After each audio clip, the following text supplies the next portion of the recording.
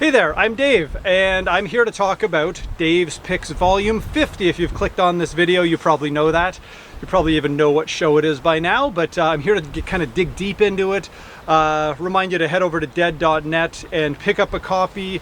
They tend to sell out, sometimes pretty quickly, sometimes they take a few weeks, but nonetheless, they do sell out, and when they're gone, they're gone.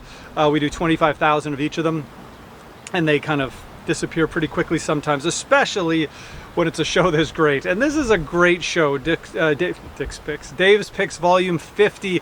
It's hard to believe that we made it to number 50, and there's really no end in sight, which is the great thing. I mean, we've been doing this 12 years. This is our 13th year of the series, and I could realistically see us here in about 12 more years talking about Dave's Picks Volume 100. There's that much great material left in the vault and remaining that we can keep releasing in this great quality, both in terms of first and foremost performance, but also sound quality. So we've got a lot of really good music to come, and that, whether it's Dave's Picks or box sets or whatever it is, we're still having fun, and if you're still having fun that we're doing them, we'll keep going. So Dave's Picks 50, the golden anniversary. I mean, it's hard to believe. So it's amazing. Okay, well, you probably already know. We announced it back in October, November, I think, what Dave's Picks Volume 50 was going to be. And so it's, you might already know, it's a great full show from May 3rd, 1977 in New York City, the fourth show of a 5-night run, the penultimate show of the run at the Palladium in New York City. The Palladium, previously known as the Academy of Music. So if you have any of those 1972 shows the Dead played, the week-long run before Europe, from March of 72, same venue, different name, bit of a renovation, I think, but nonetheless, same place.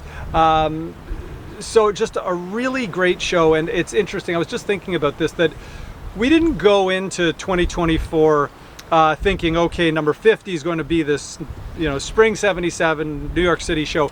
It just so happened. We really don't work that far ahead. We put a lot of work into each of the Dave's Picks, years, really, well over a year and a half, in terms of making sure it's the right show. And then there's all the mastering and the package design. But even as far back as Dave's Picks 46, 47, we didn't know that number 50 was going to be both. I mean, it doesn't get much bigger than the spring tour of 77, and it doesn't get much bigger than New York City. And the fact that Dave's Picks 50 is from spring 77 in New York City, I think it all kind of worked out perfectly. And you look at the package of the Steve Vance, who's been our longtime package designer and layout guy. He's actually the artist in residence this year.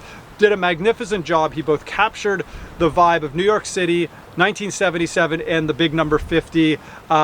It's just a really wonderful cover. The performance, which we're going to dig into pretty deeply in a second, really outstanding, as good as you'd expect from the spring of 77. And the recording quality, Betty Cantor Jackson, it's what you'd expect, which is to say phenomenal recording.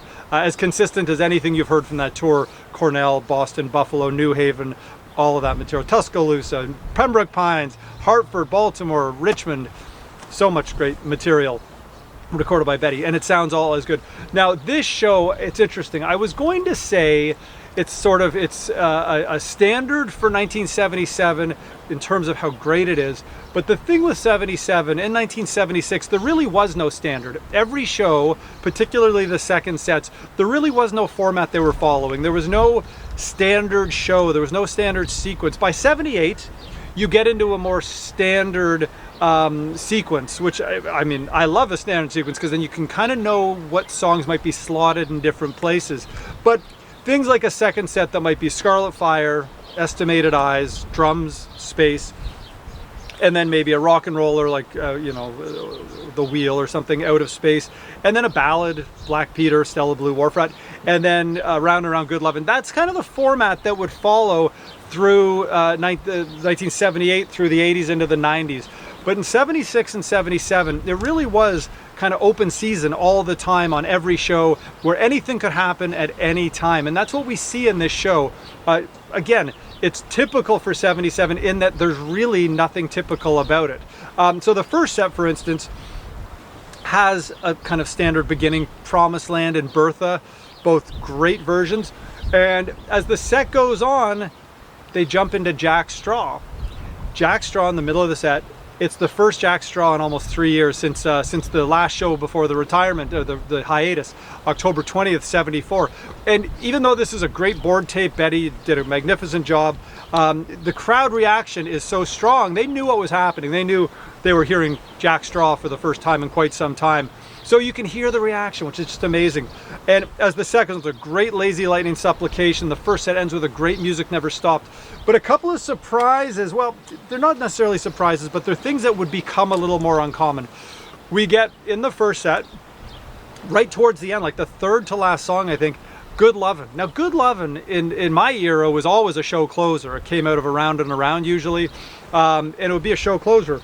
But in 1977, it was generally Bertha, Good Lovin' as a show opener, or occasionally as a second set opener.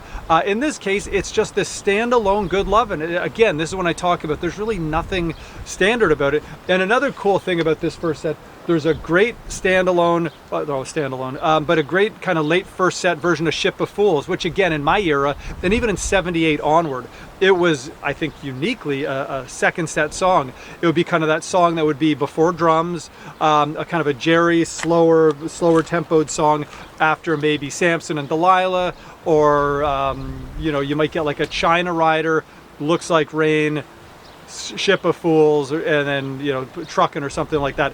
In this case, it's just a standalone first set song, which is great. Now the second set, again, I love this second set so much.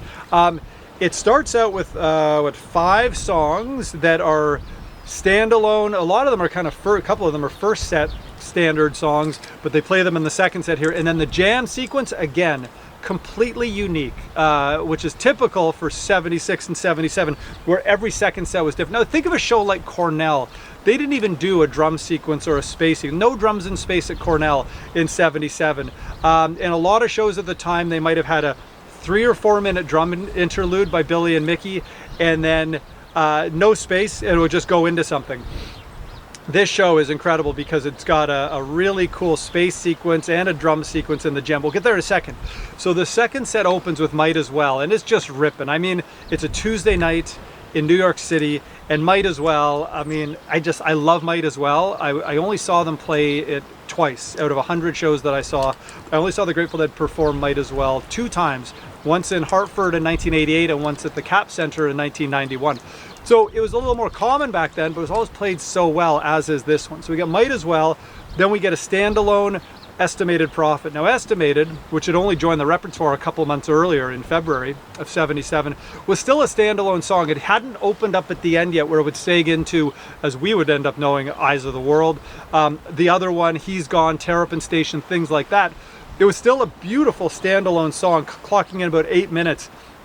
And you could see that this was going to be a major part of the repertoire. To me, it's similar to Throwing Stones, which if you listen to those early fall 82 versions of Throwing Stones into spring of 83 and 83, you could tell this song was going places. It was going to be a big one, and it was. Throwing Stones, Estimated Profit, 2 of my favorite Weir Barlow songs, and they just became huge parts of the repertoire.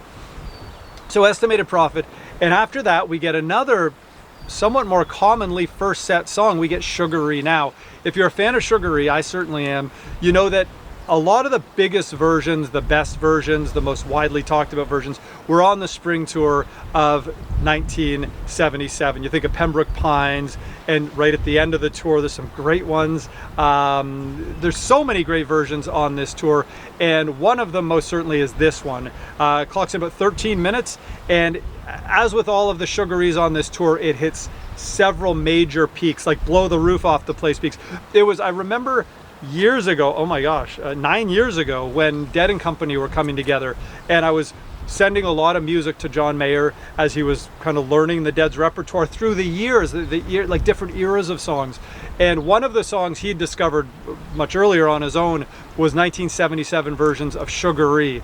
And I mean, what a song to discover, and realize that, wow, this is Grateful Dead music. And these are the versions. So we get one of these Sugarees, the Sugarees that we all know and love. I mean, the ones that I certainly can't get enough of.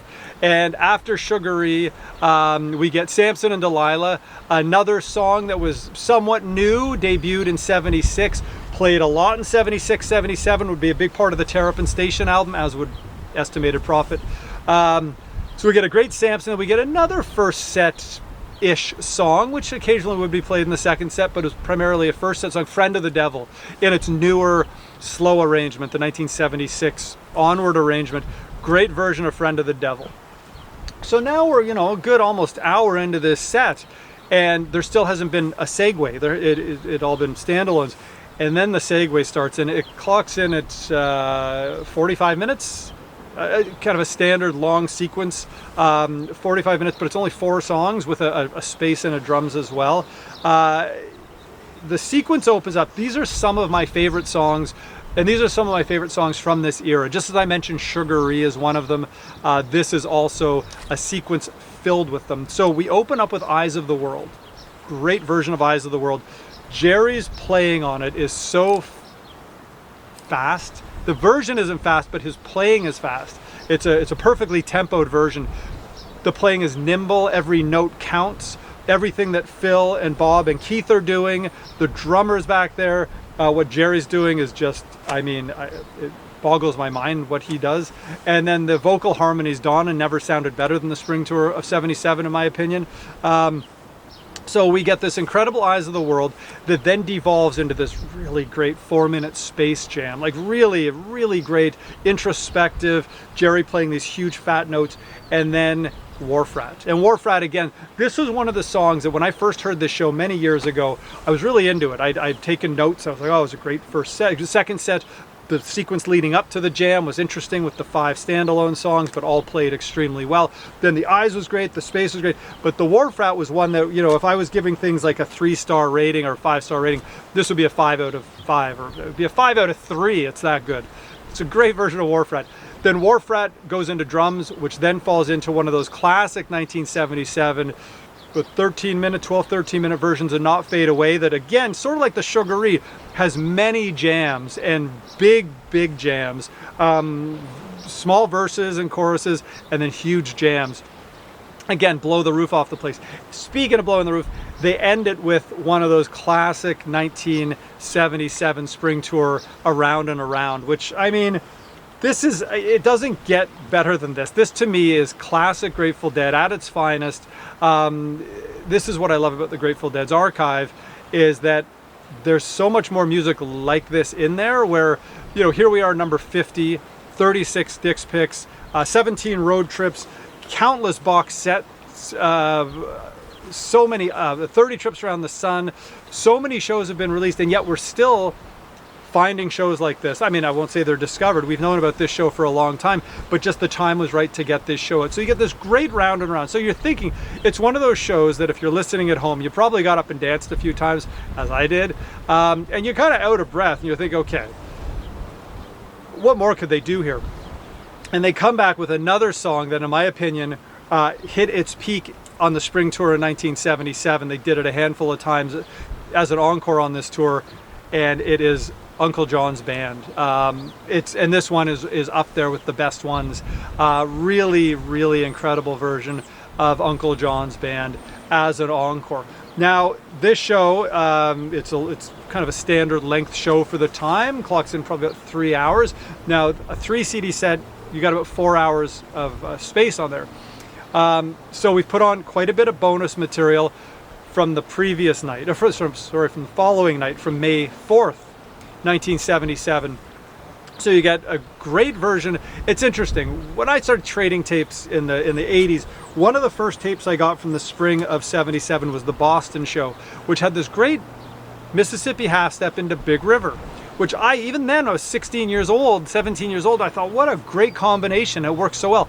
And what I learned later when I first heard this tape a couple decades ago, the May 3rd show, or the May 4th show, there's also a great half step Big River at that show as well. So we've included that plus a few other things, and then the big huge Dancing in the Street is also on here, one of those 17-minute versions of Dancing in the Street from the spring of '77. Again, another one of these songs that in my opinion hit its peak in the spring of 1977. Now if you're a subscriber, the bonus disc, which will come with number 50 is the entire second set from the May 4th show. So you get a whole bunch of the material from the first set on the main release on the May 3rd show on Dave's Picks Volume 50. But if you're a subscriber, you also get this great second set with Estimated, Scarlet Fire, Terrapin playing, Comes a Time back into playing. It was a rare show without an encore too, so there's no encore on that one. Anyhow, I'm excited. I'm going to go and listen to some more Grateful Dead music, as I do every day. But now when I'm done this video, I'll upload it to the good people at Rhino. Thanks, Lauren, for making this happen and getting it up there. And congratulations, Lauren, on your promotion. Very proud of you, and well deserved too, gotta say. So I'll get this uploaded. I got some more music to listen to. Like I say, Dave's Picks 52 we've got kind of settled upon. I'll start getting that in the process of getting it over to Jeffrey Norman, and then, you know, we've got other things on the go as well. And you know, we've had a lot of discussions about 2025. That's a big year. You know, 2015 was the 50th, 2025 60th anniversary. You know, we've got some big ideas. We always do, and we get excited about them. I mean, we get really excited. That's the thing. Everybody who works on this stuff, Brian and Yvette and Steve and Jeffrey and Mark Pincus, we're all huge Deadheads. I mean, when we get to work on a project like this, Dave's Picks 50 or a box set or a record store day thing, we get as excited as you do. And then when they arrive in the mail at my place, I love opening that package. Checking out the artwork, checking out. Another thing, by the way, if you're a Sirius XM listener, which you might be, you probably know the name Rob Bleetstein. Terrific guy, longtime Deadhead going back. Oh, Rob, 50 years. Rob's show was more than 50 years ago. First show was more than 50 years ago. And he's not even that old. He was just young when he saw that. Anyhow, Rob, great guy. He's a Sirius XM host. He hosts the complete shows that you hear on the Sirius XM channel. And he provided photos. He photographed the May 3rd 77 show at the Palladium, and very generously provided some great photos for the package on this one. So thanks, Rob, and you're in for a treat with this one. Again, the package is outstanding. Steve, Vance, well done. Rob Bleetstein's photos, some liner notes in there, I think, by some hack, and I wrote them. And then the bonus material as well. So anyhow, head over to dead.net. It'll sell out sooner than later. Thanks for sticking around, well, both for the length of this video. I'm seeing it's at like 17 minutes, but also Dave's Picks 50. I mean, we do this because you keep being interested in picking them up, and I don't see an end in sight. I don't want there to be. I love doing this, and we all do. You know, it's something that we put a lot of work into. We take the responsibility very seriously, but in saying very seriously, I also want to say we have a lot of fun doing it. So thanks for sticking around, and I do hope that in 12 or 13 years I'm here on this same beach talking about Dave's Picks Volume 100. I don't see why we won't be doing that. I hope so. So thanks a lot, and I've got my little remote control thing, so I'm going to turn it off now. But thanks to everyone, both on the team that makes these things happen at Rhino, and everybody who supports the mission of getting more great music out there to people. Thanks a lot. Dave's Picks Volume 50 available at dead.net. Check it out. It's a good one.